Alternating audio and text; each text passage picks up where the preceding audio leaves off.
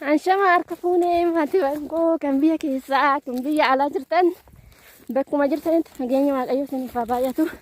Ani obboleettiin teessan nagaa koodha. Ingidee baadiyyaa biyya koolaa ishee fakkaattu daawwadhaa sirriitti akkas fakkaata kinoo baargamooni biqiltuuni akkasii gaararra deemaa jirra amma dorgommii deemaa jirra jechuudha. Mana barumsa tol dorgoma. Na akkasii isiniin jedha obboloota kooyi. Laalaa kinoo gaara warri gaara kan manni keessanirree warri gaara ta'e jechuudha. Akkas fakkaata jechuudha. Yaa daraartu tabba kana ol bahuu dadhabee maaloo dhugaa rabbii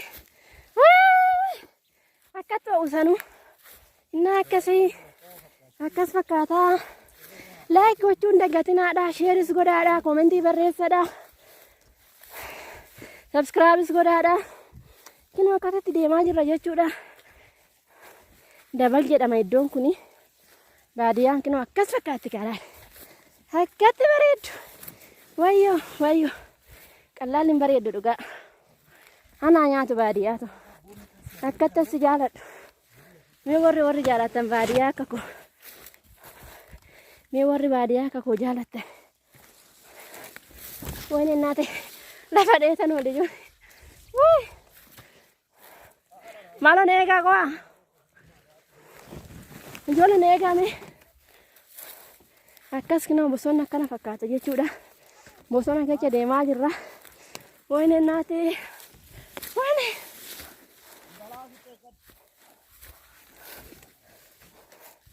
Ano akkas fakkaata. Laayikii godhaadhaa. Sheeris tukaadhaa. Sheerii godhaadhaa. Ittiin kaffalmu waan ta'eef. Wuy. Aduun na gubdee rabbi.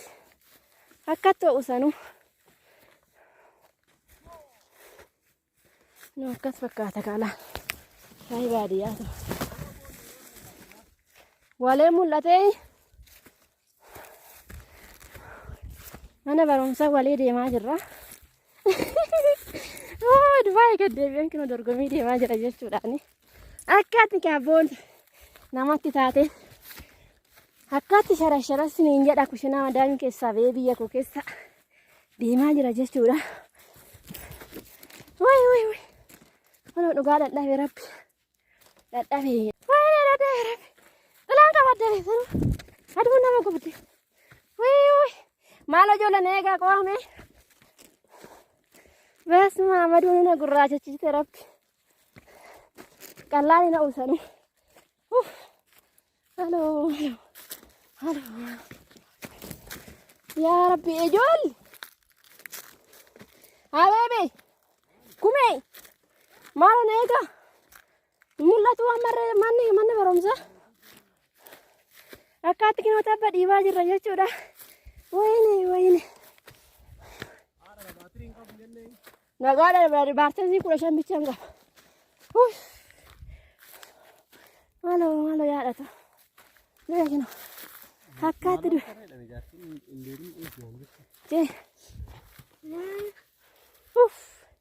Halo duwe. Akkatti ookanoo dhugaa. Nagaa naa turaadha. Amma viidiyoo biraa walitti deebinutti subscribe godhaadha. Laayikis gochuun dagatinaadha. Way dadhabe dhugaa rabbi. Reecha ijoollee manni barumsaa walee mul'atu. Yes. Yaa rabbi dadhabeen. Kota achi deemaa bo'aachuu. Subscribe godha. Dibboofan baay'een qabii beenati. Laayikis inni dogongora koo komentii jala naa godhaadha. Turtii gaarii baay'een sin jaaladha. Hunduma keessan nagaa ta'a. Bye.